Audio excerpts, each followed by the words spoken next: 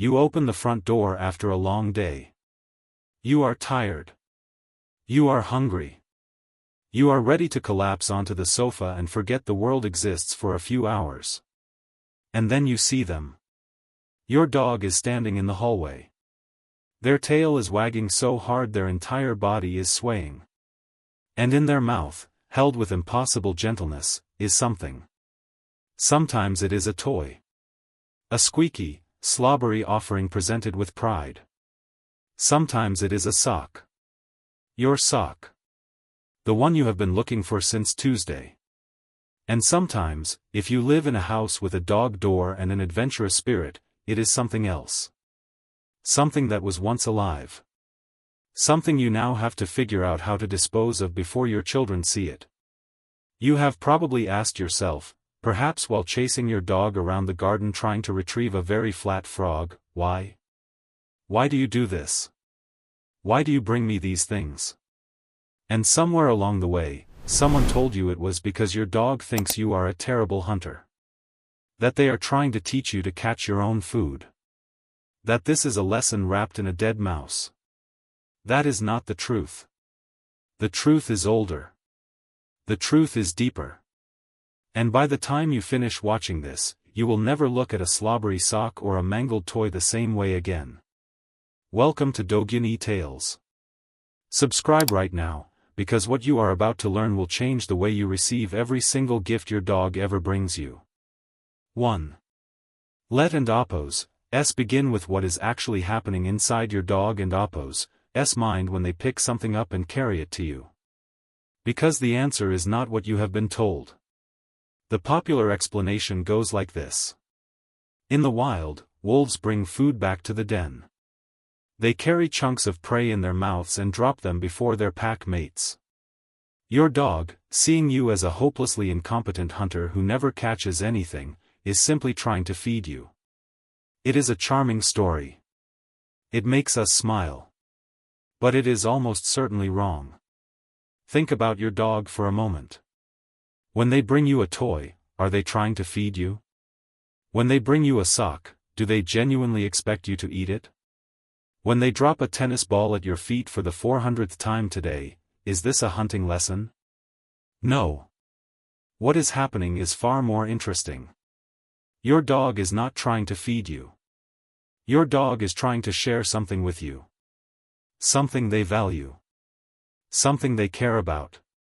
Something that, in the strange and beautiful calculus of the canine mind, represents the best thing they have to offer in that moment. This distinction matters. Because reframing the gift as an act of sharing rather than an act of feeding changes everything about how we understand it. 2. To truly understand this behavior, we have to go back. Not years. Not decades. Thousands of years. To a time before dogs were dogs. To a time when their ancestors roamed the edges of human camps, watching, waiting, and slowly, generation by generation, taking the first tentative steps toward the most extraordinary bond in the animal kingdom. Wolves are resource bringers. They always have been. When a wolf pack hunts, they do not all eat their fill at the kill site. They tear off chunks of meat, carry them in their mouths, and travel miles back to the den where the mothers, the pups, and the injured pack members wait. They bring resources back. This is not generosity. This is survival. A pack that shares resources is a pack that survives. When wolves began their long evolutionary journey toward becoming dogs, they brought that instinct with them. But something remarkable happened along the way. The instinct to bring resources back to the pack began to expand. It began to include things that were not food. A stick that smelled interesting. A bone with a new texture. A strange object found on the edge of the territory. These things had value too. Not nutritional value, but informational value. Social value. The value of something new brought back to the group. 15,000 years later, your dog is still doing this. They are still bringing valuable things back to their pack. Only now, the pack is you. Just you. And the valuable thing is whatever they can find that they think you might want to see. 3. But there is another layer to this behavior.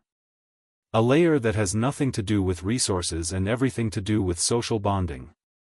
Think about what happens when you come home. Your dog is excited. Their whole body is vibrating. They need an outlet for that excitement. They need a way to channel all that emotional energy into something tangible. And what is the most soothing thing a dog can do with their mouth? Carry something. Picking up an object and holding it is a self-soothing behavior for many dogs. It gives them something to do with the part of their body that is most connected to their emotional state. The mouth is a dog and Oppo's primary tool for interacting with the world. When they are overwhelmed with joy at your return, grabbing a toy or a sock or whatever is nearby gives that joy a physical form. And then a beautiful thing happens. They present it to you. Not because they want you to have it. Not because they want you to eat it. Because they want to share the moment with you. The object becomes a bridge. A physical connection between their joy and your presence. Some animal behaviorists call this a greeting ritual. It is the canine equivalent of bringing a bottle of wine to a dinner party. It is a social offering. A way of saying, I am so glad you are here that I went and got my favorite thing just to show you. When you acknowledge that gift, when you take the slobbery toy or pick up the mangled sock and say, thank you, something happens inside your dog and Oppo's brain. Oxytocin releases. The bonding hormone. The same chemical that fires between a mother and her newborn child. Your acknowledgement of their gift literally strengthens your bond at a neurochemical level. 4. Now we need to talk about something that may be uncomfortable. Something that separates the casual dog owner from the person who truly wants to understand. Sometimes the gift is a dead animal. A mouse. A bird. A rabbit. Something your dog found in the garden or on a walk and carried home with unmistakable pride. Your reaction to this moment matters enormously. Because your dog is not bringing you a dead mouse to gross you out. Your dog is not bringing you a corpse because they think you are hungry. Your dog is bringing you something that, to their mind, is the most valuable thing they encountered all day. Think about it from your dog and Oppo's perspective. They spent an hour in the garden. They explored. They sniffed. They investigated.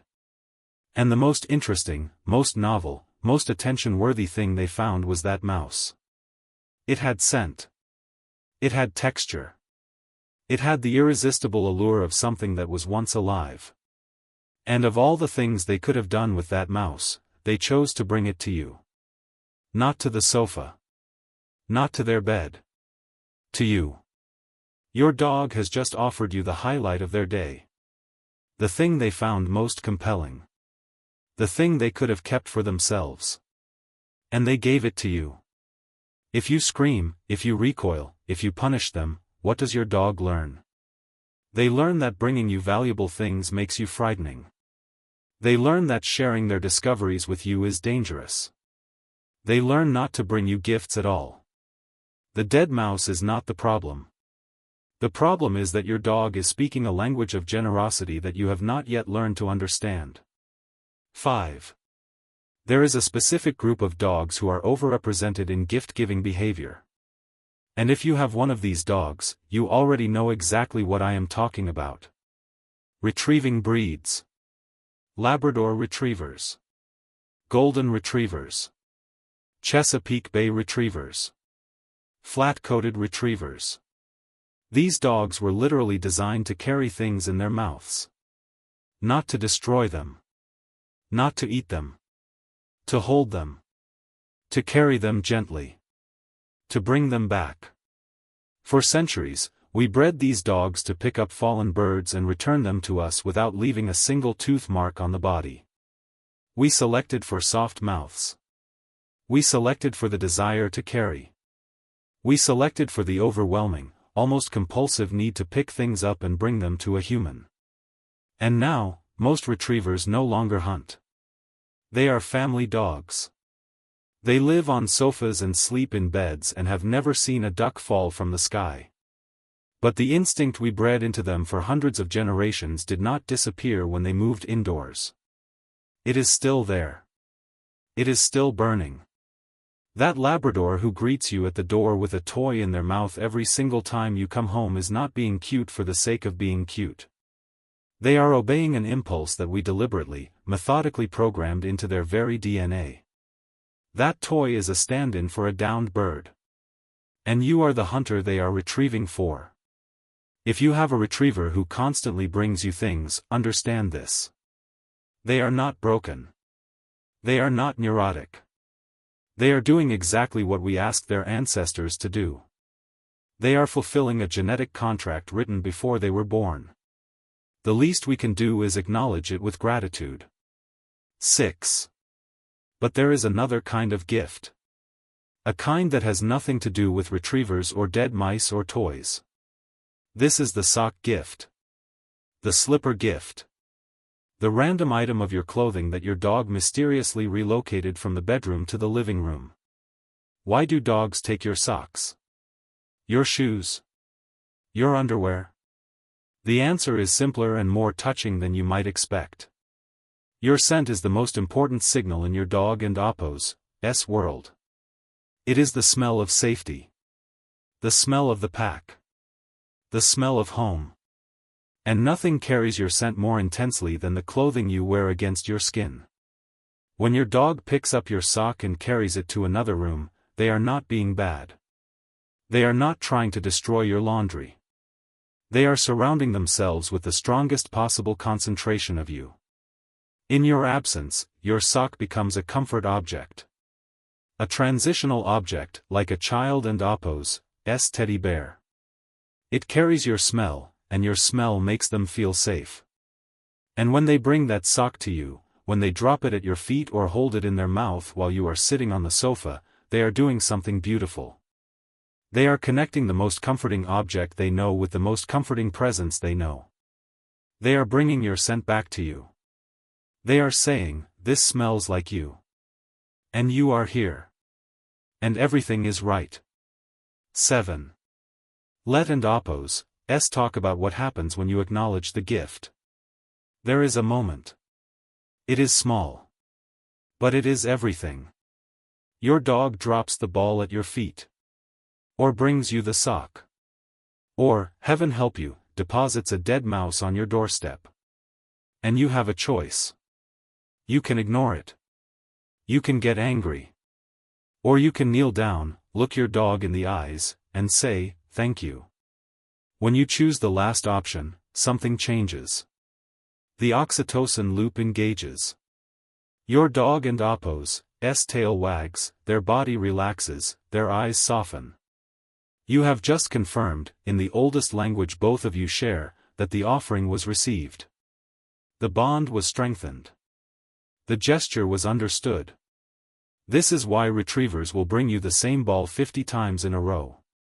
It is not about the ball. It is about the moment of connection that happens when you take it.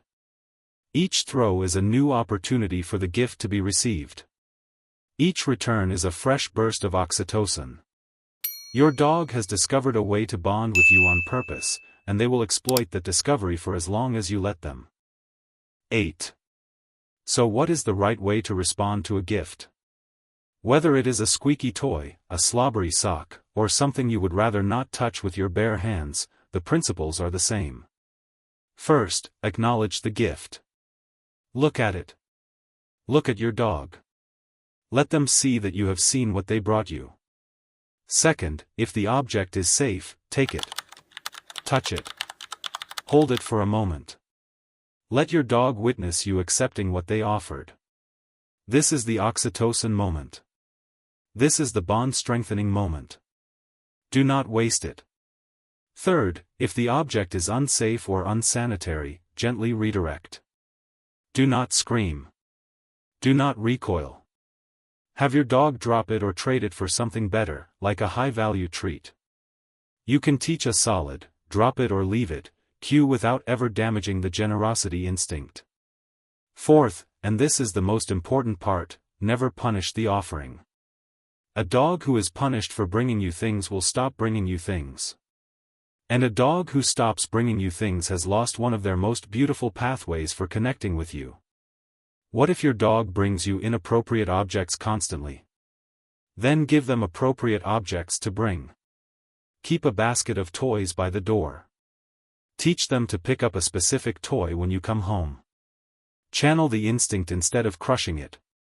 The desire to bring you things is not a problem to fix. It is a gift to shape. 9. Here is something that will stay with you long after this video ends. Your dog does not have money. They cannot buy you flowers. They cannot write you a card.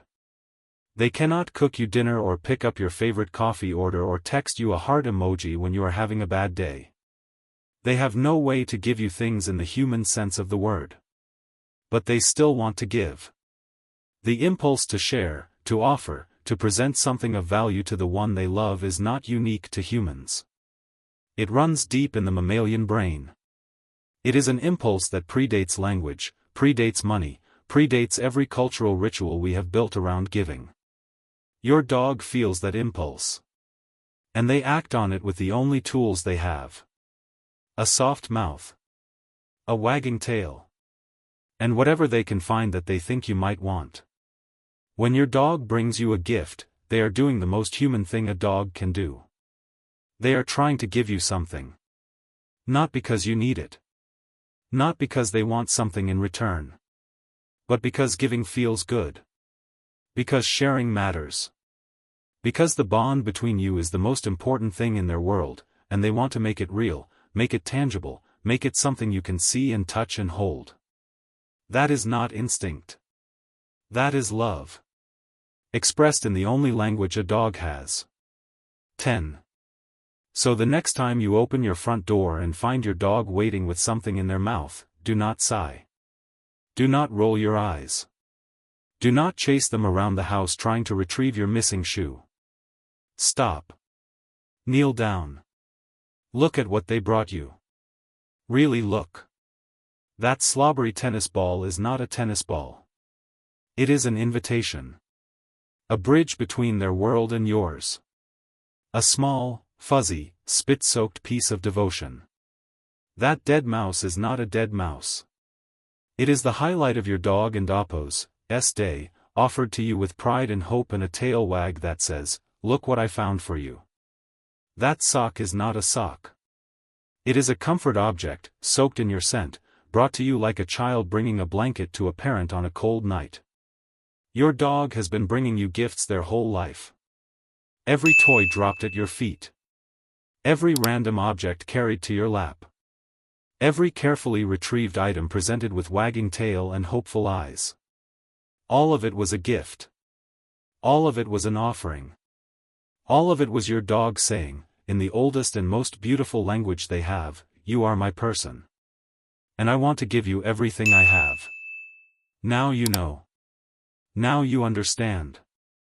The next time your dog brings you something, receive it. Really receive it. Kneel down. Look them in the eyes. And say thank you. Because they are not bringing you a dead mouse to gross you out. They are not bringing you a sock to annoy you. They are bringing you the most valuable thing they have to offer. And they have been doing it their whole life, waiting for you to understand. If this changed the way you see your dog, share it with someone whose dog deserves to be understood. Subscribe to Dogunee Tales. And tell us in the comments, what is the strangest, funniest, or most touching gift your dog has ever brought you? Tell us their name. Tell us their story. We read every single one. Until next time, watch your dog. Really watch them. Every gift is a love letter written in the only language they have. And now you speak it.